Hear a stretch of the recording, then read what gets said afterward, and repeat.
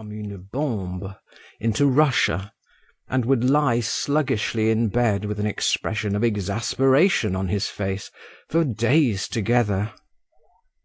My father treated me with careless kindness. My mother scarcely noticed me, though she had no children except me. Other cares completely absorbed her.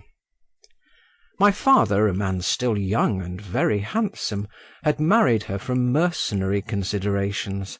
She was 10 years older than he. My mother led a melancholy life. She was forever agitated, jealous, and angry, but not in my father's presence. She was very much afraid of him, and he was severe, cold, and distant in his behaviour. I have never seen a man more elaborately serene, self-confident, and commanding. I shall never forget the first weeks I spent at the country house. The weather was magnificent. We left town on the 9th of May, on St. Nicholas's Day. I used to walk about in our garden, in the Neskutchny gardens, and beyond the town gates. I would take some book with me, Keidanov's Course, for instance, but I rarely looked into it, and more often than anything declaimed verses aloud. I knew a great deal of poetry by heart. My blood was in a ferment, and my heart ached, so sweetly and absurdly. I was all hope and anticipation, was a little frightened of something, and full of wonder at everything, and was on the tiptoe of expectation. My imagination played continually, fluttering rapidly about the same fancies, like martins about a bell tower at dawn. I dreamed, was sad, even wept, but through the tears and through the sadness, inspired by a musical verse, or the beauty of evening, shot up like grass in spring the delicious sense of youth and effervescent life. I had a horse to ride. I used to saddle it myself and set off alone for long rides, break into a rapid gallop, and fancy myself a knight at a tournament. How gaily the wind whistled in my ears, or turning my face towards the sky, I would absorb its shining radiance and blue into my soul that opened wide to welcome it.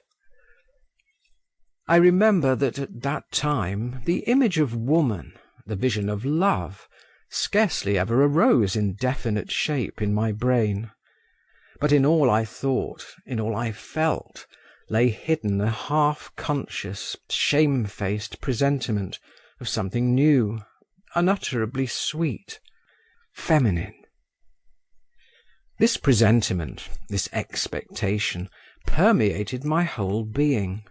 I breathed in it. It coursed through my veins with every drop of blood. It was destined to be soon fulfilled. The place where we settled for the summer consisted of a wooden manor house with columns and 2 small lodges. In the lodge on the left there was a tiny factory for the manufacture of cheap wallpapers.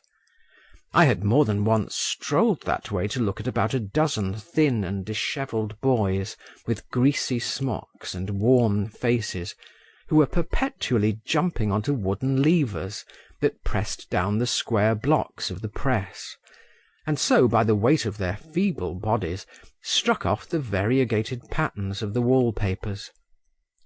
The lodge on the right stood empty and was to let.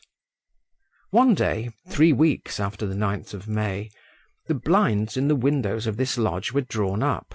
Women's faces appeared at them. Some family had installed themselves in it. I remember the same day at dinner my mother inquired of the butler who were our new neighbours, and hearing the name of Princess Zasyekin, first observed with some respect, "Ah, a princess," and then added, "A poor one, I suppose." "They arrived in 3 hired flies," the butler remarked deferentially as he handed a dish. "They don't keep their own carriage, and the furniture's of the poorest." "Ah."